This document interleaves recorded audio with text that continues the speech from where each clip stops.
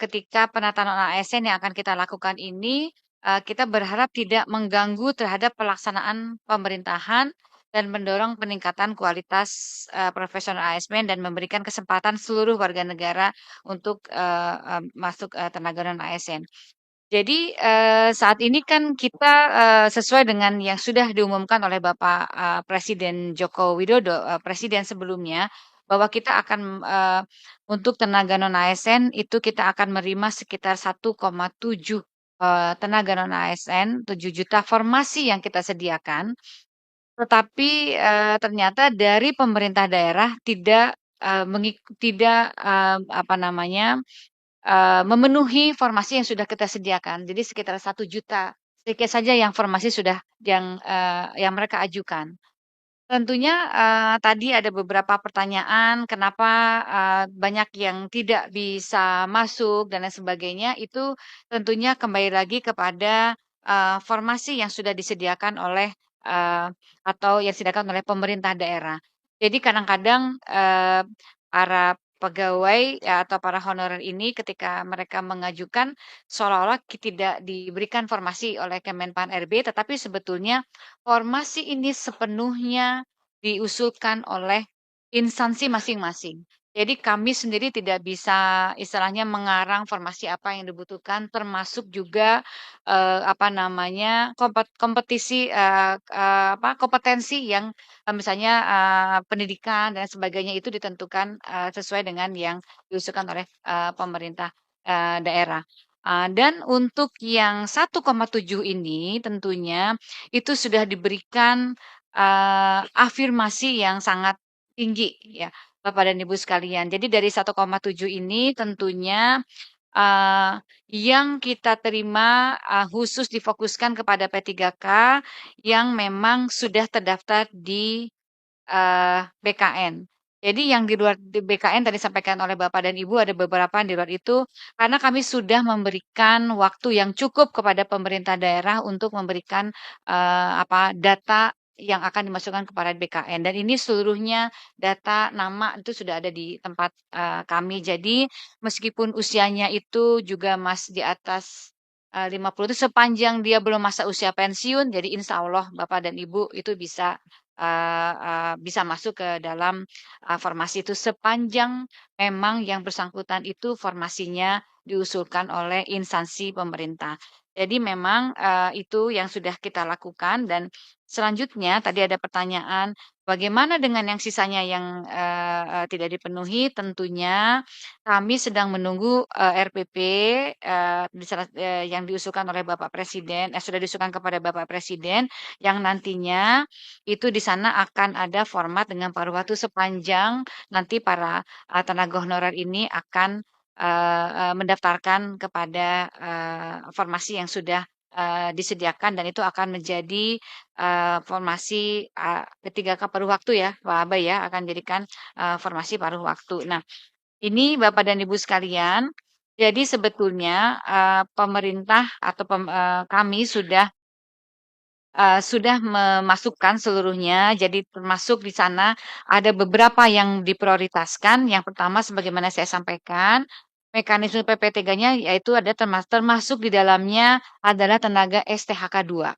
Jadi, pertama ada yang pelamar yang prioritas itu P1 guru, Pak Mudi tadi menyampaikan itu sudah menjadi prioritas, D4 bidan pendidik klinis tahun 2023, eksak THK 2 tentunya yang sudah terdaftar di data BKN. Kenapa kita ini karena memang komitmen pemerintah untuk menyelesaikan seluruh tenaga honorer dan kita meminta seluruh instansi pemerintah untuk segera mendatakan ke kami sejak tahun 2022 dan itu yang akan menjadi, basic data yang akan kita gunakan untuk, penerimaan di database ASN dan, eee, kalau memang ini tidak kita selesaikan tentunya akan terus, bertambah, untuk tenaga, PHK, non-ASN ini. Kemudian yang berikutnya juga yang, diprioritaskan adalah tenaga non-ASN yang sering terdata yang didata di data non-ASN dan yang aktif bekerja. Dan kepada pelamar yang telah mengikuti seluruh tahapan ini tentunya akan, kita masukkan ke dalam, PPK, paruh waktu. Kemudian, nanti yang untuk, apa namanya, masalah mekanismenya dan lain sebagainya nanti Pak Deputi SDM akan menambahkan secara lebih rinci. Namun kami juga ingin menyampaikan terutama untuk masalah perlindungan kepada ASN tentunya Bapak sa eee kami, sebagai pembina ASN, tentunya kami juga akan, terus-menerus akan memperhatikan apa yang, menjadi arahan atau menjadi saran dari Bapak dan Ibu terkait dengan perlindungan, untuk para ASN.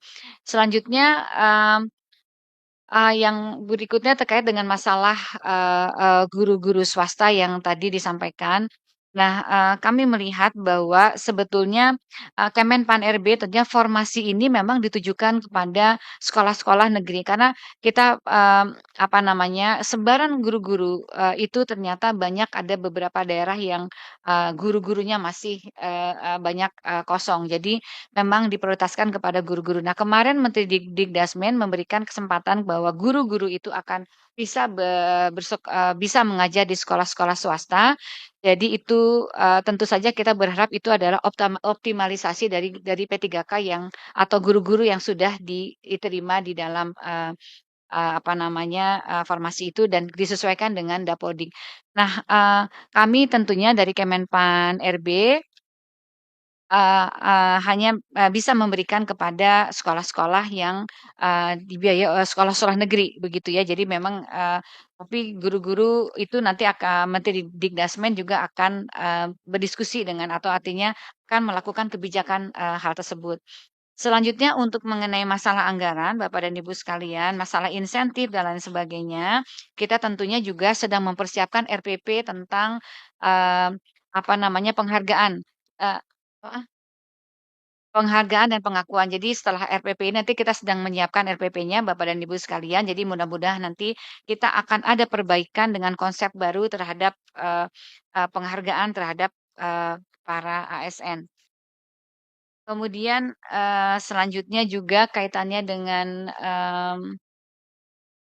penempatan, tentunya, beberapa penempatan, guru, tadi ada beberapa persoalan kaitannya dengan masalah penempatan, para guru dan ini, kami akan, data yang masalah penempatan ini tentunya akan disesuaikan dengan formasi dan kebutuhan daripada sekolahnya. Jadi, yang menentukan penempatan itu bukan BKN atau Menpan, tetapi instansinya yang bersangkutan.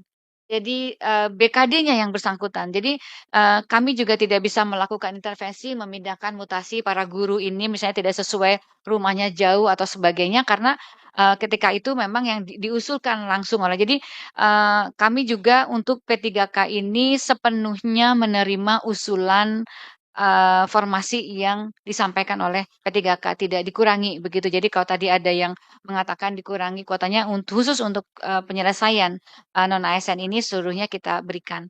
Jadi Bapak dan Ibu sekalian, ini pada kesempatan ini juga barangkali, Bapak Ibu DPD menjadi jembatan kami kepada para daerah untuk bisa, memberikan komunikasi yang baik bahwa, kepada pemerintah daerah untuk, lebih teliti, lebih komprehensif ketika mengajukan, formasi. Karena kan memang sepenuhnya formasi ini diusulkan oleh pemerintah daerah.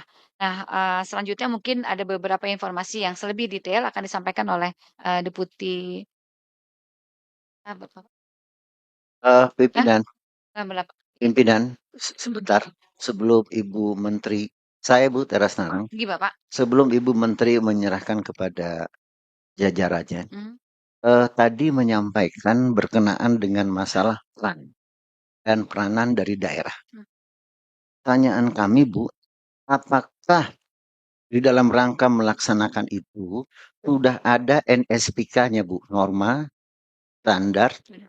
prosedur dan kriterianya? Nah, kalau itu ada, nah itu yang menjadi pedoman kita mungkin, Bu. Baik. Terima kasih, mohon maaf. Baik, Pak. Jadi untuk itu kita sudah banyak tadi dasar-dasar hukum yang sudah kita keluarkan Pak, Pak, Pak Teras Narang. Jadi memang itu, kita tentunya tidak melepas begitu saja, Pak. Kita sudah banyak peraturan-peraturan, Permenpannya, PP-nya dan sebagainya. Bahkan juga sosialisasi kepada pemerintah daerah kita lakukan secara masif, one on one, bahkan kita setiap hari kita selalu ada yang namanya coaching klinik, Pak. untuk daerah yang memerlukan apabila ada pertanyaan-pertanyaan yang berkaitan dengan masalah penerimaan ASN. Jadi sebenarnya sudah cukup masif. Jadi barangkali pada kesempatan ini, kolaborasi mungkin dengan Bapak Ibu yang terhormat untuk bisa, apa namanya, mendorong, pemerintah daerah juga untuk ini kemudian untuk yang undang-undang dengan HKPD, saya kira, ada baiknya juga kita harus berdiskusi dengan Kementerian Keuangan karena ini memang, kaitannya dengan, masalah 30% tadi itu karena ada di undang-undang dengan HKPD dan itu, kiranya bukan kewenangan dari kami tapi, nampaknya memang perlu ada, diskusi yang intens mungkin dengan Kementerian Keuangan untuk hal ini. Izin Bapak, Ibu, saya mempersilahkan dulu sebelum